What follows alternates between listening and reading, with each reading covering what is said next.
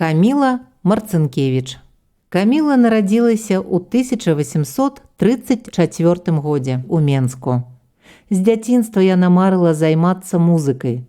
З 8 год выступала з канцэртамі ў Менску, Слуцку, Кіеве і Варшаве.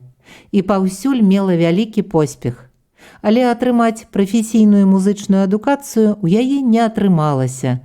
У яе бацькоў не было грошай. Таму замест парыжскай кансерваторыі яна засталася ў Менску. Працягвала пісаць свае музычныя творы, выкладала музыку, выступала ў спектаклях свайго бацькі. А тым часам надышоў 1861 год. Паўстанне яшчэ не пачалося, але агульнае незадавальненне дзеяннямі расійскай улады нарастае. І Каміла не застаецца ў баку.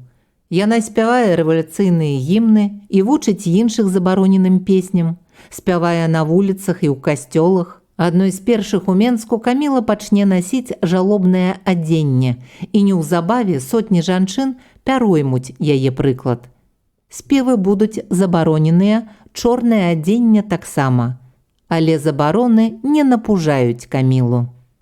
У яе дома будуць збірацца будучыя кіраўнікі паўстання.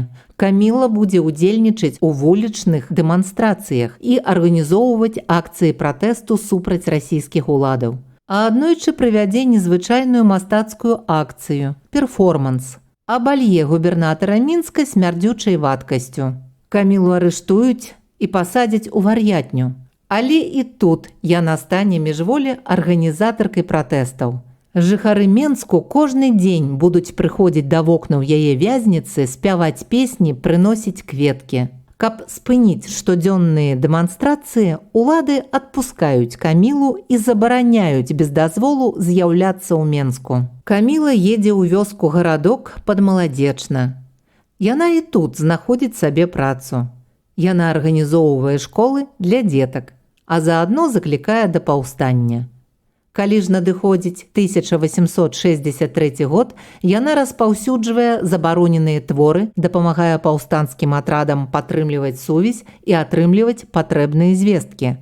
Таксама піша царскім уладам, просіць аб літасці для зняволеных паўстанцаў і спрабуе здабыць зброю, у тым ліку вельмі экзатычным спосабам, набывае ў саміх расейцаў.